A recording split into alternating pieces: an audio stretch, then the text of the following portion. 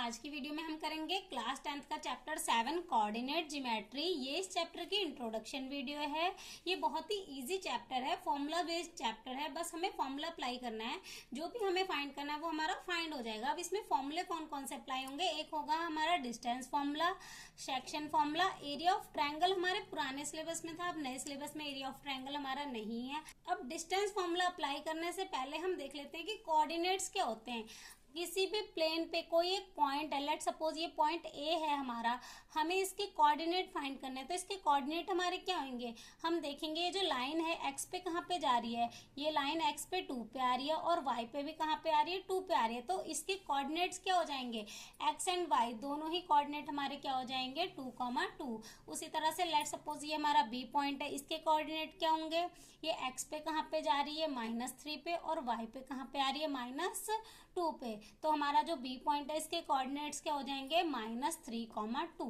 अब हमने दो पॉइंट लिए हैं, let suppose A and B, हमने इनके कोऑर्डिनेट्स लिखे हैं 2,4 एंड 3,6। हमें इसका डिस्टेंस फाइंड करना है। तो हम किससे फाइंड करेंगे, डिस्टेंस फॉर्मूला अप्लाई करेंगे। उसके लिए हमारा डिस्टेंस फॉर्मूला होता है x2 - x1 की स्क्वायर प्लस y2 - y1 की स्क्वायर। अब जो भी हमारे दो पॉइंट्स है इसमें x1 और y1 की वैल्यू क्या है एंड x2 और y2 की वैल्यू क्या है वो देख लेते हैं। तो हमारा a पॉइंट है, इसमें ये जो पहली वैल्यू है ये हमारा है x1 एंड जो दूसरी वैल्यू है ये हमारा है y1। तो x1 की वैल्यू हमारी है 2 और y1 की वैल्यू हमारी क्या हो जाएगी, 4।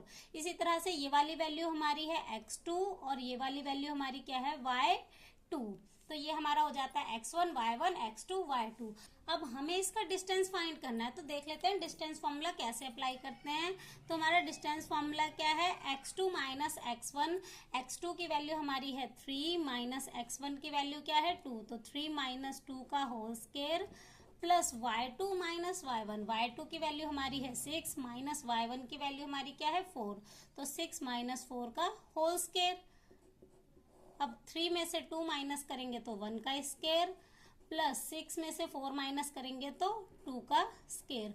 1 की स्क्वायर आ जाएगी 1, 2 2 जा 4, तो ये हमारा क्या आ गया, रूट में 5। अब रूट 5 हमारा सॉल्व नहीं हो सकता, अगर ये सॉल्व होता तो हम इसे आगे भी सॉल्व करना पड़ता। ये तो हमारा हो गया डिस्टेंस फॉर्मूला। अब देख लेते हैं इक्वी डिस्टेंस क्या होता है। लेट सपोज हमारे दो पॉइंट हैं ए एंड बी। ये हमारा ए पॉइंट है 2,3 एंड हमने बी पॉइंट लिया है 4,6। अब कोई एक पॉइंट है सी जो कि क्या है, दोनों से इक्वी डिस्टेंस पे है, वो ए के भी बराबर दूरी पे है एंड बी के भी बराबर दूरी पे है। लेट सपोज ये हमारा सी पॉइंट है, तो हमारा ए सी का डिस्टेंस बराबर है बी सी के डिस्टेंस के। क्या है, ए सी का डिस्टेंस बराबर है बी सी के डिस्टेंस के। तो अब इनका डिस्टेंस कैसे फाइंड करते हैं। अब हमें क्वेश्चन में दिया हुआ है कि ए सी का डिस्टेंस बराबर है बी सी के डिस्टेंस के। अब हमसे सी पॉइंट के कोऑर्डिनेट पूछे हैं, तो अगर सी पॉइंट के कोऑर्डिनेट निकालना है तो हम कौन सा फॉर्मूला लगाएंगे, डिस्टेंस फॉर्मूला लगाएंगे। क्यों, क्योंकि हमारा क्या है, एसी का डिस्टेंस बराबर है बीसी के डिस्टेंस के। तो डिस्टेंस फॉर्मूला लगाएंगे, बट यहाँ पे हम रूट नहीं लगाएंगे। देख लेते हैं कैसे। जब हम इनका डिस्टेंस निकालेंगे तो जो हमारा एसी का डिस्टेंस है वो बीसी के बराबर है, हम इनको इक्वल टू में रखेंगे। ये तो हमारा रूट से रूट क्या हो जाएगा, कैंसिल हो जाएगा। अब हम इनकी वैल्यू पुट करके इसको सिंप्लीफाई करके इसकी वैल्यू फाइंड कर सकते हैं। जो भी हमारा सी पॉइंट है इसके हमारे एक्स और वाई कोऑर्डिनेट फाइंड हो जाएंगे। इसको हम 7.1 में आगे सिंप्लीफाई करेंगे। उसके बाद हम देख लेते हैं सेक्शन फॉर्मूला। अब देख लेते हैं सेक्शन फॉर्मूला कब अप्लाई होता है। लेट सपोज हमारे दो पॉइंट है ए एंड बी। कोई एक पॉइंट पी है जो इस लाइन को 1:2 में डिवाइड कर रहा है। हमें क्या फाइंड करना है, इसके कोऑर्डिनेट फाइंड करना है। इसके कोऑर्डिनेट फाइंड करने के लिए हम किसका यूज करते हैं, सेक्शन फॉर्मूले का यूज करते हैं। अब इसमें हमारी x1 y1 की वैल्यू क्या होती है, ये तो हमें पता है कि ये हमारा है x1 y1 x2 y2, but m1 m2 हमारा क्या होता है, जो भी हमें रेशो दे रखी है ना, तो ये हमारी क्या है, m1 और m2 है। ये हमारा हो जाएगा m1, ये हमारा हो जाएगा m2। अब देख लेते हैं सेक्शन फॉर्मूला अप्लाई कैसे करते हैं।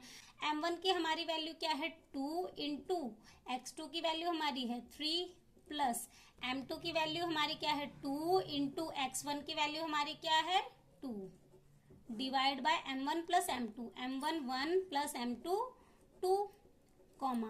अब y निकालने के लिए m1 y2, m1 की वैल्यू 1 इंटू y2 की वैल्यू हमारी क्या है 6 प्लस m2 y1, m2 की वैल्यू 2 इंटू y1 की वैल्यू हमारी क्या है 4 divide by m1 plus m2, तो 1 प्लस 2।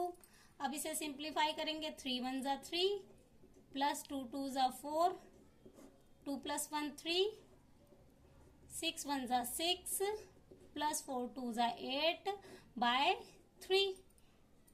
4 में 3 प्लस करेंगे 7 बाय 3, कॉमा 6 प्लस 8 14 बाय 3।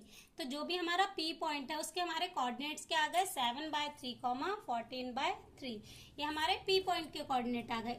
अब अगर हमें Q पॉइंट के कोऑर्डिनेट फाइंड करना है और हमें रेशो भी नहीं दे रखी, तो हम किस तरह से फाइंड करेंगे। हमें बताया हुआ है कि लाइन को कितने पार्ट में डिवाइड किया हुआ है, 3 पार्ट में डिवाइड किया हुआ है। तो हम इसकी रेशो बना सकते हैं कैसे। अब यहाँ पे लाइन के कितने पार्ट हैं, 2 पार्ट हैं, और उसके बाद यहाँ पे हमारा कितना पार्ट आ रहा है, 1 पार्ट आ रहा है। तो इस पॉइंट की रेशो हमारी क्या हो जाएगी, 2:1। यहाँ पे लाइन के 2 पार्ट्स हैं तो 2, और यहाँ पे हमारा 1 पार्ट है तो 1। इसकी रेशो क्या हो जाएगी, 2:1। तो इसके कोऑर्डिनेट फाइंड कैसे करेंगे, फिर से हम सेक्शन फॉर्मूला अप्लाई करके Q पॉइंट के कोऑर्डिनेट फाइंड कर सकते हैं। तो फॉर्मूला हमारा क्या होता है, m1 x2 x1 y1 x2 y2 हमारा सेम रहेगा, बस हमारा चेंज क्या होगा, m1 और m2 चेंज होगा। अब हमारा Q पॉइंट के लिए m1 ये हो जाएगा और m2 ये हो जाएगा। फॉर्मूला हमारा सेम होगा, m1 x2। अब m1 की वैल्यू हमारी हो जाएगी 2 और x1 हमारा एज इट इज सेम रहेगा 2 प्लस इंटू x1 की वैल्यू हमारी क्या हो जाएगी 2 डिवाइड बाय m1 m2 हमारा क्या हो जाएगा 2 प्लस 1। अब m1 y2, m1 की वैल्यू हमारी है 2 इंटू y2 की वैल्यू हमारी क्या है 6 प्लस m2 y1, m2 की वैल्यू 1 और y1 की value 4 divide by m1 plus m2, तो 2 प्लस 1।